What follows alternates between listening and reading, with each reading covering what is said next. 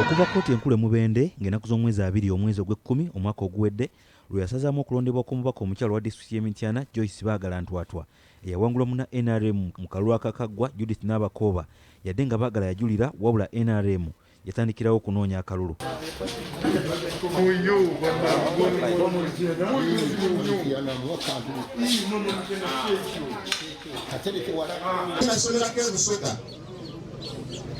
Waliwo abaagala okutuzaabuza buli gwe mulonda mwegendereze temulonda omuntu anaabaleetera okugamba nti Nabakooba naye mulonde Baagala abantu bwe baagala. Oluvannyuma lwa NRM okulangirwa ku buwanguzi obwa ssente bwa disitulikiti y'e Kayunga, abakulembeze ba NRM okuva ddala ku Ssaaba Minisita Robinah Nabbanja batandikirawo okwekulubeeseza Mityana era ebyobufuzi ebizannyibwa biraga lwatu nti gye bujja maaso wandibaayo akalulu. Ng'oggyeko entalo ku mikolo egy'ebyobufuzi egize gitegekebwa e Mityana ng'avuganya babiri n'amu ku bakulu mu gavumenti bazze okukyala e Mityana okweruma omuguju naye enkambi ya Nabakooba mu butongole eringa etandise okunoonya akalulu. Obubaka obw'amaloboozi obuwera okuddamu akalulu kano si bwe bukka naye n'emijoozi egiriko obubaka obusabira Nabakooba akalulu gitandise okukubwa.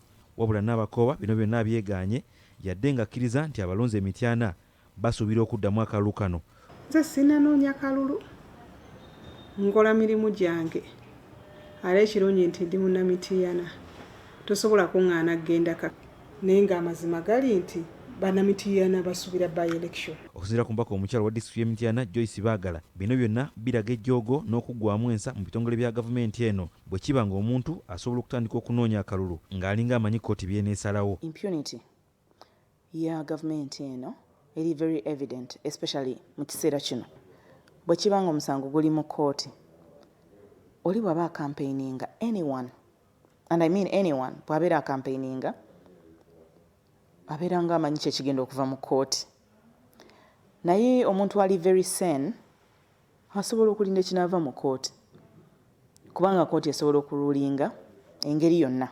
Ab'Emityana bategeera era bamanyi, era Ab'Emityana bamanyi ani mubaka waabwe, era abantu b'Emityana obwongo bwabwe bwogi nnyo, basobola okutegeera oba kiseera tuli mu kyakuweereza bantu oba tuli mu kukuba campaign.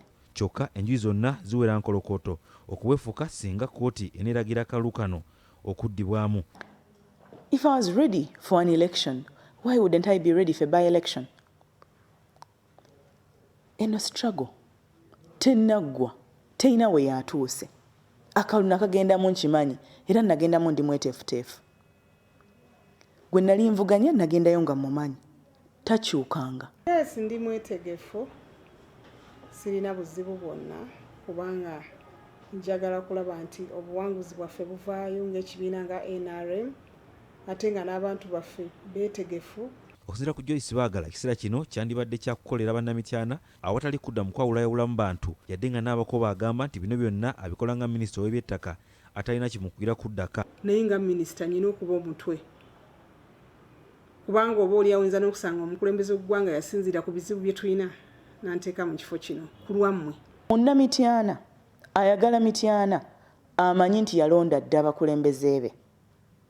Munna Mityana ayagala Mityana amanyi nti Mityana yeetaaga kutambula ate mu mirembe. Kyokka ono agamba nti yadde nga NRM e Kayunga nga Nuupu bwerumiriza nti yakwata mu bokisi wabula kagwake keetonnye bannamityana baakusalawo. Problem gye tuyina, abantu abasinga balaba ultimate goal nga muntu kufuna kifo. No, kuba bwe tugamba nti twagala enkyukakyuka, bintu bingi bye twagalamu enkyukakyuka, bwe tugamba nti embeera eno mbi, bannayuganda bagirabeko nti nno mbi. Kayunga was a good example because everyone saw it. But guess what? I am ready for the challenge. Okusinziira ku mwogezi w'akakiiko k'ebyokulonda Paul Bukenya, ebiri e Mityana akakiiko kabiwulira kyokka tekalangiranako okulonda ku kifo kino okutuusa nga kkooti esazeewo eggoye. Waliwo okujulira okwakolebwa era tulinda kuwulirizibwe mpozi kkooti nga bwe neberagidde kyekinaaba kiba kikolebwa oba kyekiba kigenda mu maaso. Yuda Musisi, BBS Terefayina, ageesigika. Weewaawo ebiri e Bungereza nabyo bikyali byantanatana